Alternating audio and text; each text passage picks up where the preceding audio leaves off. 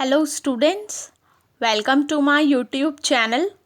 आज हम इस वीडियो में जीजीयू गुरु घासीदास विश्वविद्यालय में अटेंडेंस का क्या इम्पोर्टेंस है, कितना इम्पोर्टेंस है, ये हम देखेंगे। आप सब जानते हैं थोड़े ही दिनों में ऑनलाइन क्लासेस स्टार्ट होने वाली है और ऑनलाइन क्लासेस का भी अटेंडेंस होगा। तो यहाँ हम देखेंगे BTech, B pharmacy, BSc, BCom, BA, B library, BSW.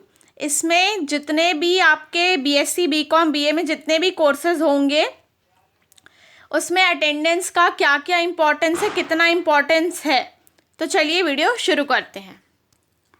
सबसे पहले मैं यहाँ आपको बीटेक का बता रही हूँ।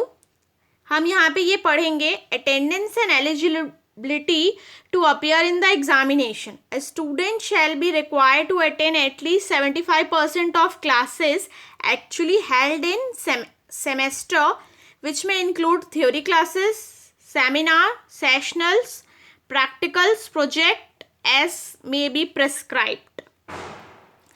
एटलीस्ट आप लोगों का 75% अटेंडेंस होना चाहिए, जिसमें आपका क्या इंक्लूड होना चाहिए, theory classes, seminars, practicals, projects और आपका सेशनल मतलब कि internal. Provided that the dean of a school of engineering and technology on the recommendation of the concern head of the department may condone the shortage in the attendance of those student who have secured at least 65% attendance. This condemnation should not exceed 10% on the following satisfactory ground। कहने का मतलब यहाँ पे यही है कि 75 तो रहना ही चाहिए, लेकिन इन केस अगर आपका 65% है तो आपको कंसिडर किया जा सकता है, लेकिन इसमें ये कंडीशंस होने चाहिए। अगर इसके अलावा और भी कोई कंडीशंस है तो आप एग्ज़ाम में नहीं बैठेंगे। समझते हैं। इलनेस, मेडिकल लीव, यानी कि मेडिकल लीव ये आप समझ चुके होंगे, लेकिन यहाँ पे सर्टिफाइड होना चाहिए बाय यूनिवर्सल मेडिकल ऑफिसर या गवर्नमेंट डॉक्टर से। Unforeseen missing happening with parents, कुछ प्रॉब्लम हो जाती है आपके घर में या पेरेंट्स के साथ। For participating in extra and co curricular events with prior approval from the university. आप कोई एक्स्ट्रा या कोई को करिकुलर एक्टिविटीज़ में पार्टिसिपेट करते हैं तो, या फिर आप कोई स्पोर्ट्स एक्टिविटी में पार्टिसिपेट करते हैं, या फिर आपका कोई इंटरव्यू चल रहा है, तो आपको वैलिड प्रूफ या प्रायर परमिशन लेना पड़ेगा, या कोई नेचुरल कैलामिटीज आई हुई हैं तो। The application must be supported by such document as consider to be fit for granting such condonation. यानी कि आपको इन कोई भी रीजन से पहले आपको डॉक्यूमेंट्स सबमिट करने होंगे, तो आपका जो डीन होंगे वो कंसिडर करेंगे आपको एग्ज़ाम में बैठने के लिए, कब, जब आपका 65% से कम होगा और इनमें से कोई आपका रीज़न है तो। अब एक और चीज़ पढ़ते हैं यहाँ पे, ये बीटेक के लिए है। A student who does not satisfy the requirement of attendance as per the clause above, he or she will be detain due to shortage of attendance in a particular semester and he she will have to repeat the same semester, taking readmission as a regular student in the next commencing academic session by paying fees as per university norms। अगर आपके पास ये जो condition है उसके अगर requirement आपका कोई भी सेटिस्फैक्ट्री रीज़न नहीं होता है अटेंडेंस शॉर्ट रहने का, तो आपको वो सेमेस्टर का एग्ज़ाम देने नहीं दिया जाएगा। शॉर्टेज ऑफ अटेंडेंस है, इस वजह से आपको निकाल दिया जाएगा और आपको फिर से निकाला जाएगा, मतलब सिर्फ डिटेन किया जाएगा आपको। ऐसा नहीं कि कॉलेज से निकाल देंगे, आपको डिटेन किया जाएगा और आपको फिर से उस सेमेस्टर की फ़ीस पे करनी पड़ेगी, फिर से रीएडमिशन लेना पड़ेगा और फिर से आपको सेमेस्टर एग्ज़ाम देना पड़ेगा।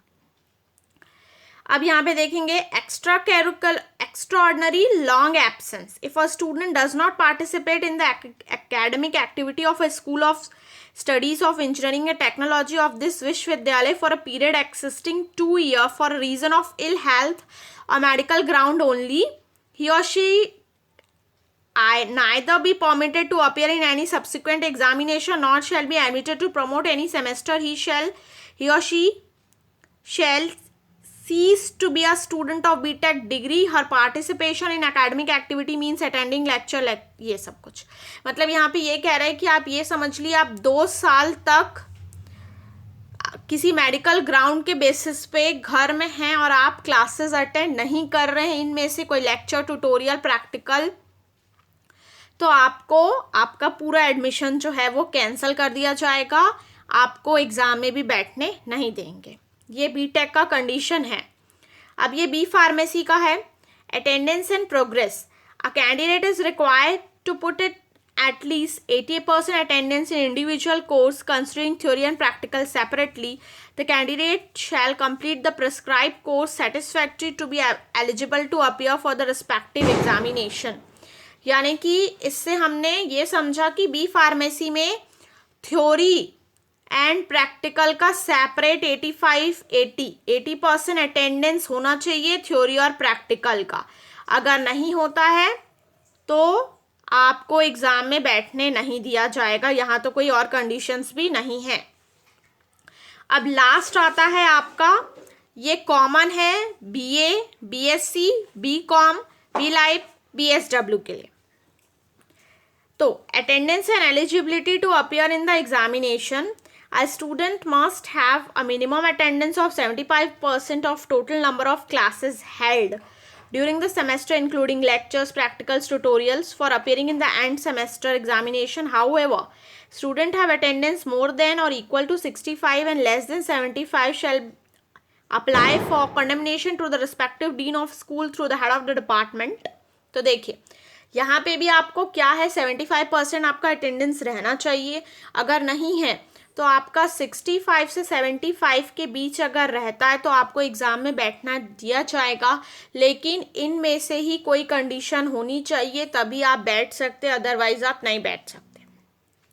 आप NCC या NSS कैम्प में पार्टिसिपेट किए हों, यूनिवर्सिटी के टीम या इंटर स्टेट, इंटर यूनिवर्सिटी का कोई टूर्नामेंट हो रहा उसमें, या फिर कोई एजुकेशनल एक्सर्शन हो रहा है वर्किंग डेज पे, या फिर कोई कोकलर एक्टिविटीज़, या फिर आप इलनेस, आपकी तबीयत खराब है, या any other cogent reason up to satisfaction of the head of the department, तो आपको इन सारे डॉक्यूमेंट्स में से किसी एक डॉक्यूमेंट्स को एज अ प्रूफ सबमिट करना होगा अगर आपका शॉर्ट अटेंडेंस है तो, अदरवाइज आपको एग्ज़ाम में बैठने नहीं दिया जाएगा।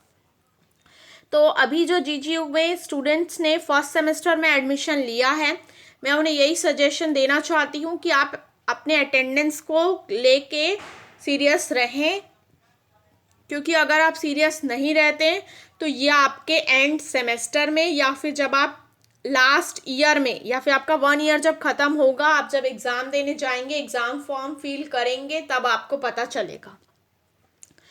अटेंडेंस का इम्पोर्टेंस हर जगह रहता है। इंजीनियरिंग में तो काफ़ी अटेंडेंस का इम्पोर्टेंस है।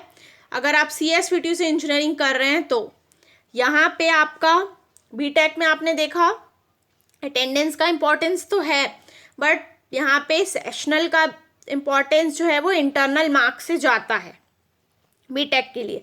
बाकी यहाँ पे BSc के लिए अभी कोई सेशनल ऐसा कुछ यहाँ पे इंक्लूड नहीं है, सिर्फ उन्हें ये बताया गया कि उनके लेक्चर्स, प्रैक्टिकल्स, ट्यूटोरियल्स, ये सब कुछ जो होते हैं आपको अपने कॉलेज में ये अटेंड करना ज़रूरी है। 75% अटेंडेंस रखना ज़रूरी है।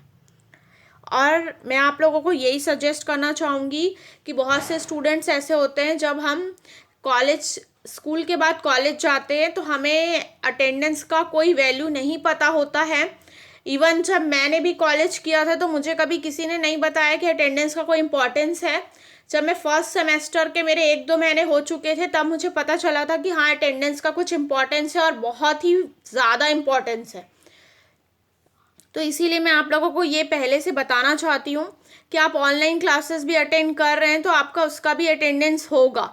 तो ऑनलाइन क्लास अटेंड करने के पहले इस चीज़ को सीरियस लें, क्योंकि छत्तीसगढ़ में अभी तक नहीं पता है कॉलेज और स्कूल कब खुलेगा या ऑफलाइन क्लासेस कब चालू होंगी।